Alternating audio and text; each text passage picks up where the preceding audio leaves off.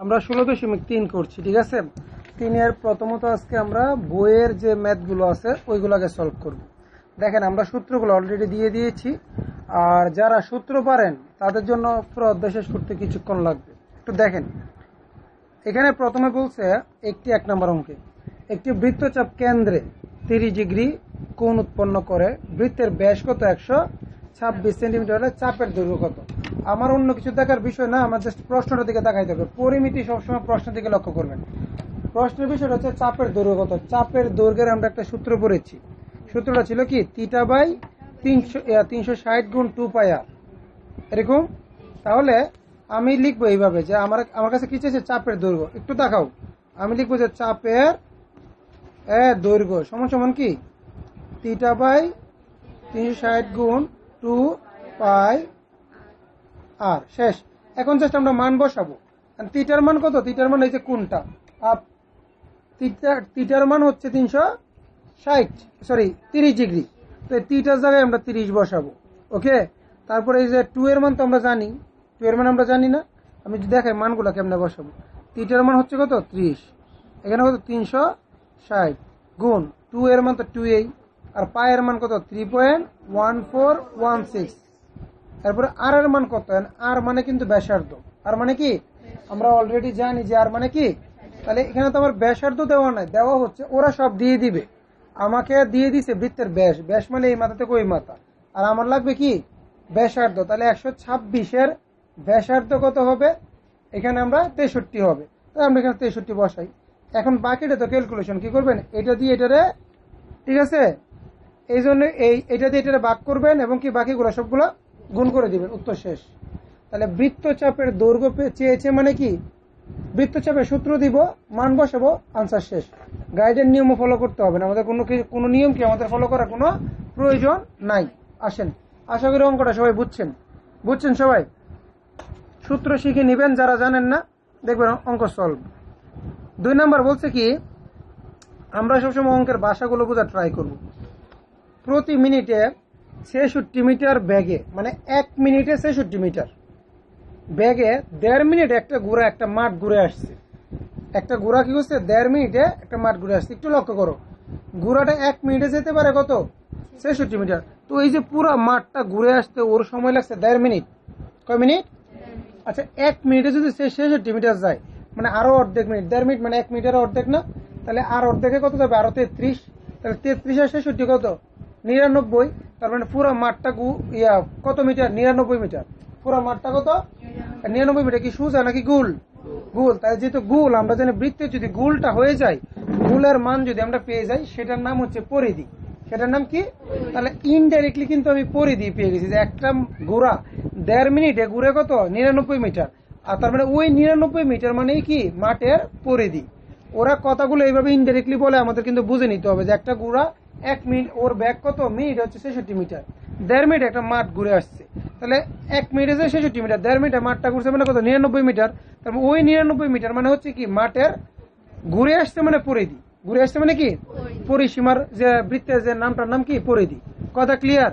তাহলে আমরা পেলাম মাঠের পরিধি কত 99। মাঠের পরিধি কত? এবার দেখবো প্রশ্ন কি মাঠের ব্যাস কত। পরিধি থেকে ব্যাস বের করব। তাহলে আমার কার মান লাগবে? ব্যাস মানে কিন্তু আর মানে ব্যাসার্ধ, আর 2 আর মানে কি ব্যাস। তাহলে আর এর মান পাইলে তো আমি কি 2 আর এর মান পাই, 2 দিয়ে গুণ করে দিলে। এবার একটু তাকাও, আমার প্রথমত দেখতে হবে, দেখেন এখানে এই এত কাহিনী আমাদের লিখতে হবে। আমরা সোজাভাবে লিখবো।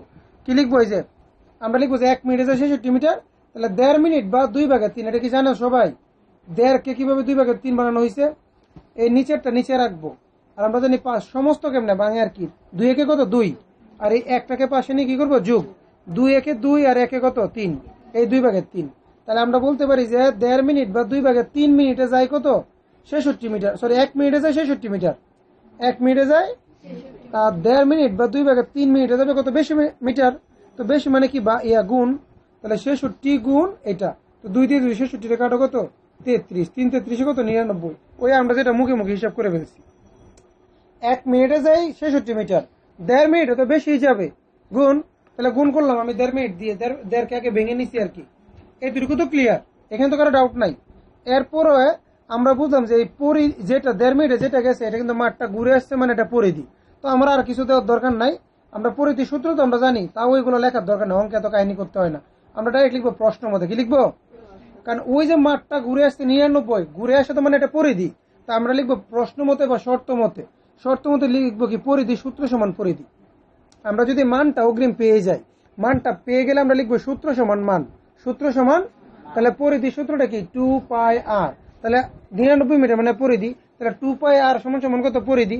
তাহলে পরিধি সমান পরিধি। তাহলে একটু দেখেন তো, এখান থেকে আমার মান বের করতে হবে কার? ব্যাসের মান বের করতে। কার? ব্যাস মানে কিন্তু 2r, ব্যাস মানে কি?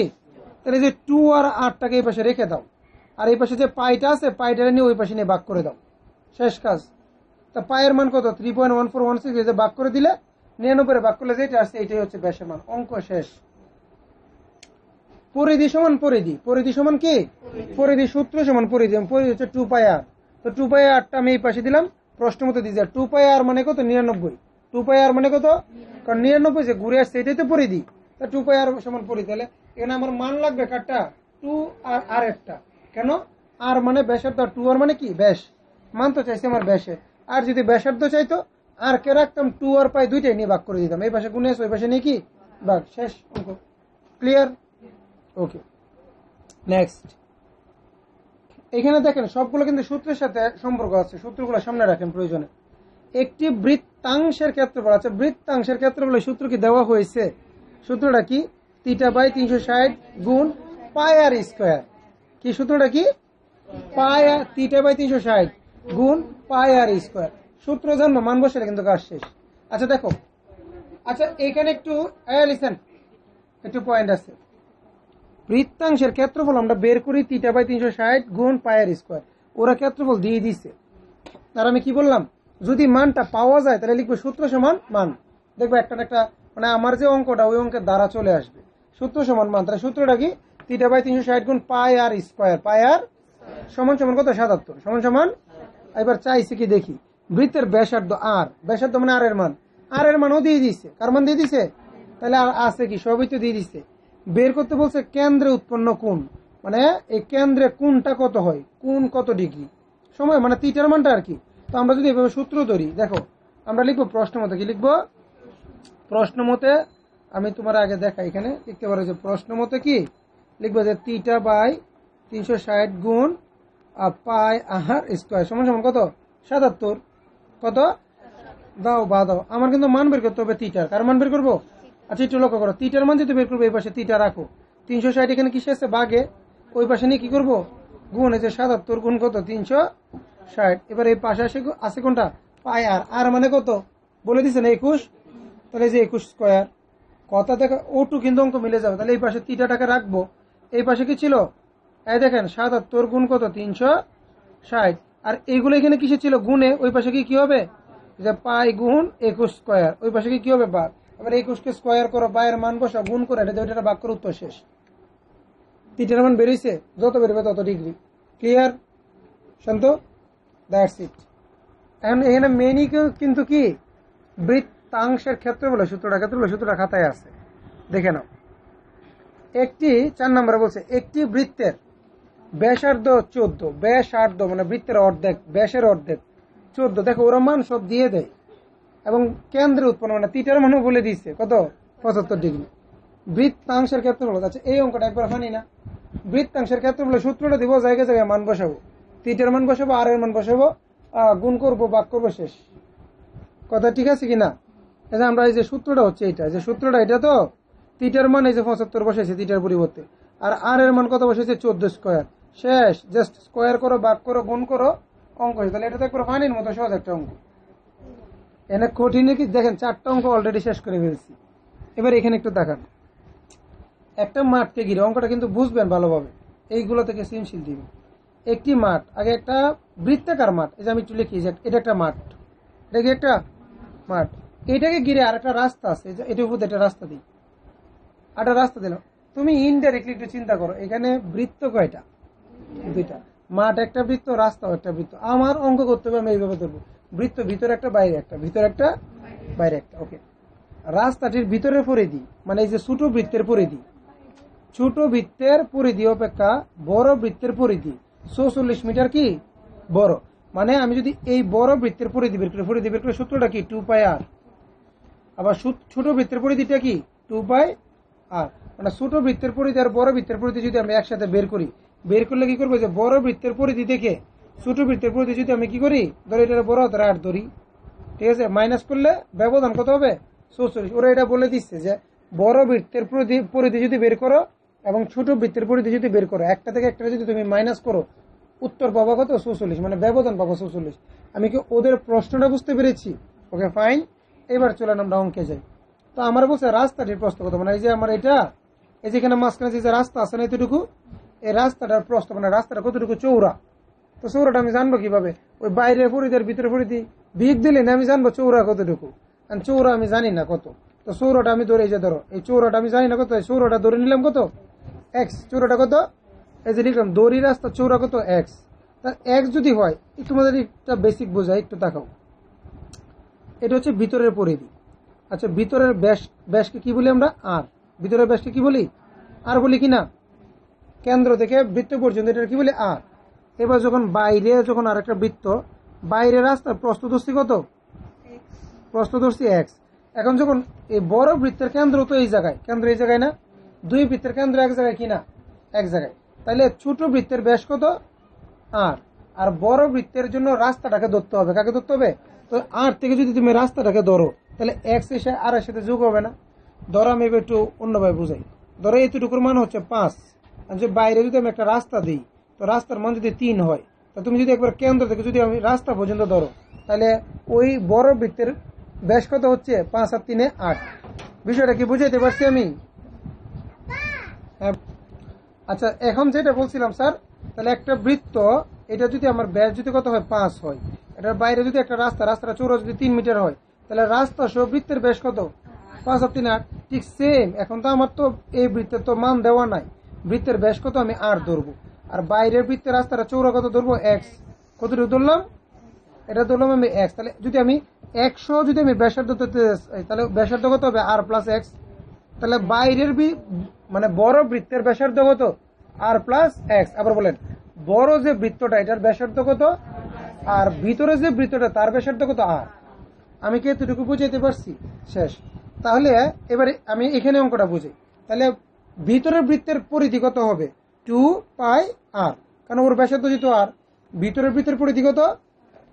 আর। এবার যদি আমি না 2 পাই আর, এই ভিতরের বৃত্তেরটা হচ্ছে 2 পাই আর, আর বাইরেরটা যদি বলো 2 পাই আর, মানে তো ব্যাসার্ধ, তাহলে বাইরের ব্যাসার্ধ কত ছিল? আর প্লাস এক্স। আমি কি বুঝাইতে পারছি? তাহলে এটা হচ্ছে ভিতরের পরিধি, এটা হচ্ছে কি বাইরে। কেন হয়েছে যেখানে আর প্লাস এক্স কেন হয়েছে তো বুঝছো স্যার শিহাব? কেন আর প্লাস এক্স? কেন ওটার পরিধিটা ভিতরেরটাও তো নিবে এক্স এর মানটাও বাড়তি নিবে, কারণ এটা যেহেতু ভিতর থেকে শুরু, ভিতর থেকে কি শুরু। তাহলে বাইরের পরিধি হচ্ছে 2 পাই আর প্লাস এক্স, আর ভিতরের পরিধি হচ্ছে 2 পাই আর। তাহলে ভিতরের পরিধিও পাইছি, বাইরের পরিধিও পাইছি। এখন আমরা কি করবো? একটা থেকে একটা আমরা বিয়োগ করবো। কিভাবে আমরা একটু দেখি। এই যে আমরা বলছি একটা থেকে একটা যদি বিয়োগ করেন আপনারা, তাহলে উত্তর পাবেন কত? 46। তখন আমরা বলবো প্রশ্ন মতো, যদি আমরা একটা থেকে একটা বিয়োগ করি যে 2 পাই কত আর প্লাস এক্স, মানে বড়টা থেকে ছোটটা বিয়োগ করে হচ্ছে 2 পাই আর, সমান আমাদের বলছে উত্তর পাবো কত? 46 পাইলাম। এখন আমার কিন্তু ইনডাইরেক্টলি এক্স এর মান বের করতে হবে, কার মান? আচ্ছা দেখো, এখানে 2 পাই আছে, এখানে তো 2 পাই আছে, দুই জায়গা থেকে আমরা একটা 2 পাই কমন নিতে পারি না?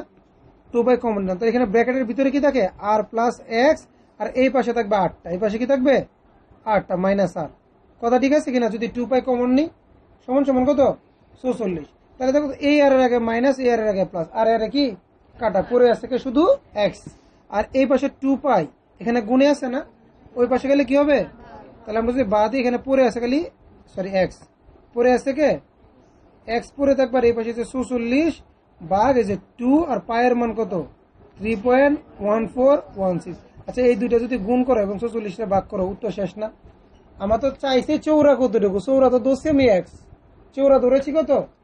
চৌড়া ধরেছি আমি এক্স। তাহলে এক্স এর মান তো আমি অলরেডি পেয়ে গেলাম না? এক্স এর মান কিন্তু আমি অলরেডি পেয়ে গেলাম। এক্স এর মান কত? এক্স এর মান কত? এক্স মানে সরি, এক্স এর মান হচ্ছে কত? এই উত্তরটা আসবে 2 দিয়ে 3.14 করে গুণ করবা, 46 ভাগ করবো। অঙ্ক ওরা যেটা চাইছে উত্তর কি পাইছি আমরা? গুণটাও কি করে দিতে হবে? হ্যাঁ, তাহলে 5 নাম্বার গেল। 6 নম্বরে কি বলতেছি একটু দেখেন। আমি আমার মতো করে বুঝাই দিছি, তোমরা এখানে বুঝে নিও। রাস্তা সহ রাস্তা বাদে, মানে রাস্তা বাদে যেটা ছোট বৃত্ত, আর রাস্তা সহ যেটা বড় বৃত্ত। ঠিক আছে, দেখেন এইসব অঙ্ক খুব সহজ, একবারে সহজ, যা সূত্র শিখবা একদিন একটা অধ্যায় শেষ করা যায়। তো এখানে বলতেছি কি 6 নাম্বারটা, একটি বৃত্তাকার পার্কের ব্যাস, ওই সেম, এই যে একটা বৃত্তাকার, এটা কি পার্ক, দেখি একটা পার্ক, আমি একটু এখানে আগেরটার মতো, এটা একটা বৃত্ত মানে পার্ক, পার্কের বাইরে দিয়ে একটা রাস্তা গেছে, ওই সেম আগের অঙ্ক। এবার বলছে পথটির ক্ষেত্রফল নির্ণয় করো, কি বের করতে বলছে? ক্ষেত্রফল। এখন পার্কের ব্যাস কত ছিল? 26। এই যে পার্কের ব্যাস মানে এই পুরোটা হচ্ছে 26, আমার তো পুরোটা দরকার নেই, আমাদের কত ব্যাসার্ধ, ব্যাসার্ধ কত হবে তাইলে 13, ব্যাসার্ধ কত না, ব্যাসার্ধ হচ্ছে 13, ব্যাসার্ধ কত? এবার রাস্তা যেটা গেছে, রাস্তাটা প্রশস্ত কত 2 মিটার, যদি আমি বড় বৃত্তটা ধরি তাহলে ব্যাস কত হবে 13 দিয়ে 15, এই যে একটু আগে যেটা বুঝাইছি ওইখানে জাস্ট মান ছিল না, আর এক্স দুই, আর এখানে মান দেওয়া, এখানে মান। ব্যাসার্ধ কত হবে? ব্যাস যদি 26 হয় তাহলে ব্যাসার্ধ হবে 13, আর যদি আমি রাস্তা যদি প্রশস্ত ধরি 2 মিটার তাহলে 13 দিয়ে কত 15, তাহলে বড় বৃত্তের ব্যাসার্ধ 15 আর ছোট বৃত্তের ব্যাসার্ধ 13। কাজ কিন্তু এখানেই শেষ। এখন আমরা বলছি রাস্তার ক্ষেত্রফল কত, মানে এই যে এই যে রাস্তা আছে না, রাস্তার ক্ষেত্রফল কত, রাস্তার ক্ষেত্রফল কেমন বের করবো একটু মাথায় রাখবা। বড় বৃত্তের ক্ষেত্রফল থেকে যদি ছোট বৃত্তের ক্ষেত্রফল তুমি মাইনাস করো তাইলে কিন্তু রাস্তার ক্ষেত্রফল বেড়ে যাবে, এটা আমরা জানি না, ওই পুকুরের অঙ্কগুলো করতাম না। বড় বৃত্তের ক্ষেত্রফল থেকে যদি ছোট বৃত্তের ক্ষেত্রফলটা মাইনাস করতে পারি। এবার আমরা একটু তাকাই, এখানে একটু বোঝাই। বড় বৃত্তের ক্ষেত্রফলের সূত্রটা কি? পাই আর স্কোয়ার, পাই আর স্কোয়ার না। ধরেন এটা বড় বৃত্ত, এটা বললাম রাস্তা সহ, এটা কি রাস্তা সহ বৃত্তের, রাস্তা সহ বৃত্তের ক্ষেত্রফল কত? পাই আর স্কোয়ার, তাহলে পাই এর মান কত? 3.1416, আর এর মান কত? রাস্তা সহ কত? 15, রাস্তা সহ কত? স্কোয়ার দিলে মান বেরোবে না বড় বৃত্তের ক্ষেত্রফল। আচ্ছা, এরপর ছোট বৃত্তেরটা আসো, রাস্তা ছাড়া, রাস্তা কি রাস্তা ছাড়া যদি দড়ি কত হবে? পাই আর স্কোয়ার, পাই আর স্কোয়ার, তাহলে পাই এর মান কত? 3.1416 গুণ আর স্কোয়ার, আর এর মান কত হবে? 13, আর এর মান কত? কারণ এটা তো রাস্তা ছাড়া 13 স্কোয়ার, তো এইটারও ক্ষেত্রফল বের হবে, আগেরটারও ক্ষেত্রফল বের হবে। আগেরটা থেকে পরেরটা যদি কি করি বিয়োগ করি, কার ক্ষেত্রফল পরে থাকবে? রাস্তা। কার ক্ষেত্রফল পরে থাকবে? বাহিরের বৃত্ত দেখে ভিতরের বৃত্ত যদি তুমি বাদ দাও, মানে বাহিরের বৃত্তের ক্ষেত্রফল দেখে ভিতরের বৃত্তের ক্ষেত্রফল যদি তুমি বাদ দাও, কার ক্ষেত্রফল পরে থাকবে? রাস্তার ক্ষেত্রফল। এটা আর বলার কিছু নাই, ঠিক আছে? ঘুম আসতেছে? একটি গাড়ির, একটু বোঝেন, একটা গাড়ির সামনের চাকার ব্যাস, কোন চাকার? সামনের চাকা, সামনের চাকার ব্যাস, মানে একটা চাকা আর কি, চাকাটা এরকম গোল না, বৃত্তের মতো না, চাকার ব্যাস হচ্ছে 28, এই যে ব্যাস মানে এই মাথা থেকে এই মাথা হচ্ছে 28। লক্ষ্য করো, ভিতরের চাকা মানে পিছনের চাকা, ধরো এটা পিছনের চাকা, পিছনের চাকার ব্যাস কত?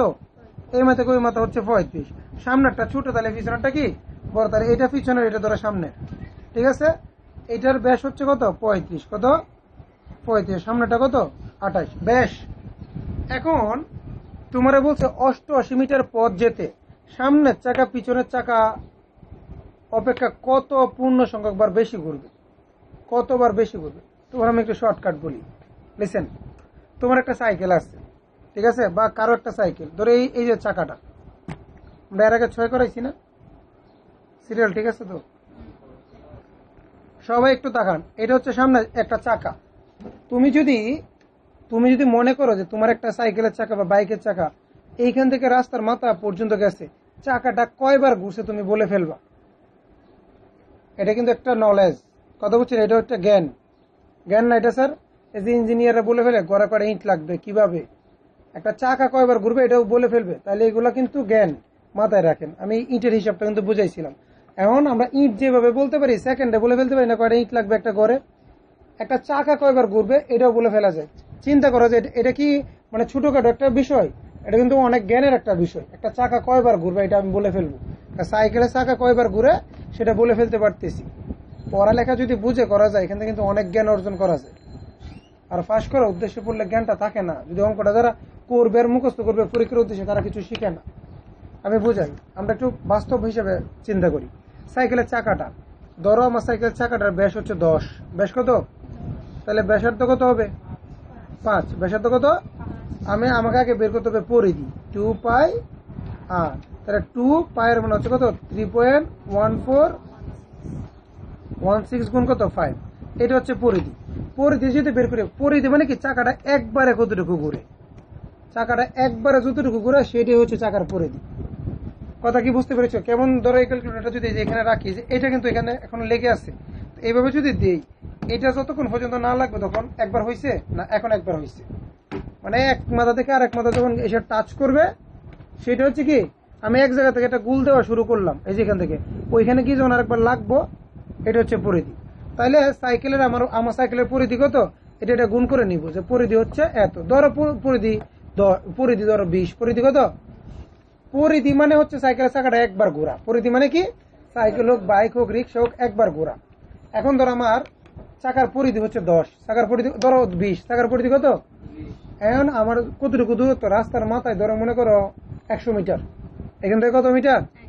তাহলে চাকাটা কয়বার ঘুরছে দেখো, পরিধি হচ্ছে 20, রাস্তার দূরত্ব কত? 100 মিটার। 20 দিয়ে 100 ভাগ করো, কত? 5। কত? 5, তার মানে 5 বার ঘুরবে। আমি কি বিষয়টা বুঝাইতে পারছি? এখন ধরো রাস্তার মাথার দূরত্ব কত? 100 মিটার, আর আমার পরিধি হচ্ছে কত? 10। পরিধি হচ্ছে কত? 10। এখন যদি আমি 10 দিয়ে 100 ভাগ দিই, কয়বার ঘুরবে চাকাটা? 10 বার ঘুরবে। কয়বার ঘুরবে? তার মানে কোন চাকা কয়বার যে ঘুরবে, এটা কি আগে চাকার পরিধি জানতে হবে। আগে কি জানতে হবে? চাকার পরিধি জানার পরে রাস্তার দূরত্ব জানবা।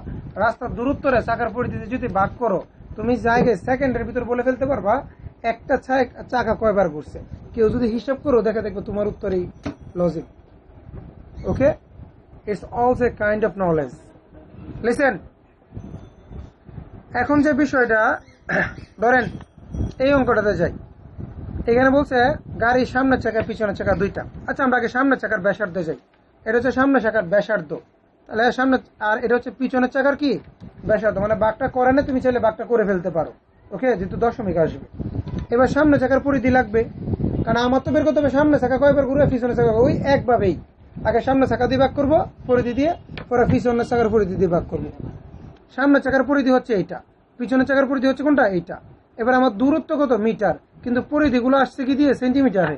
আমরা জানি মিটার দিয়ে কখনো সেন্টিমিটারকে ভাগ করা, এই বিষয়টা মাথায় রাখতে হবে। তাই যে দূরত্বটা যেহেতু মিটারে ছিল, এটাকে 100 দিয়ে গুণ করে নিয়ে গেছি কোথায়? সেন্টিমিটারে। তাহলে দূরত্ব হচ্ছে কত? 8800 মিটার। তাহলে আমি যদি সামনের চাকা কয়বার ঘুরবে, ওই সামনের চাকার পরিধি দিয়ে ভাগ করব। সামনের চাকার পরিধি দিয়ে ভাগ করে, সামনের চাকা ঘুরবে কয়বার? 100 বার। কয়বার? 100.04 বারও তুমি লিখতে পারো, মানে প্রায় 100 বার। এবং পিছনের চাকা কয়বার ঘুরবে, এবার পিছনের চাকার পরিধি দিয়ে ভাগ করো, পিছনে কয়বার ঘুরবে? 80 বার। কয়বার? তাহলে সামনেটা ঘুরবে 100 বার, পিছনটা ঘুরবে 80 বার। তাহলে সামনের চাকা পিছনের চাকা সামনের চাকা পিছনের চাকা তুলনায় কয়বার বেশি ঘুরবে? 20 বার বেশি ঘুরবে। শেষ হিসাব। বিষয়টা কি ক্লিয়ার?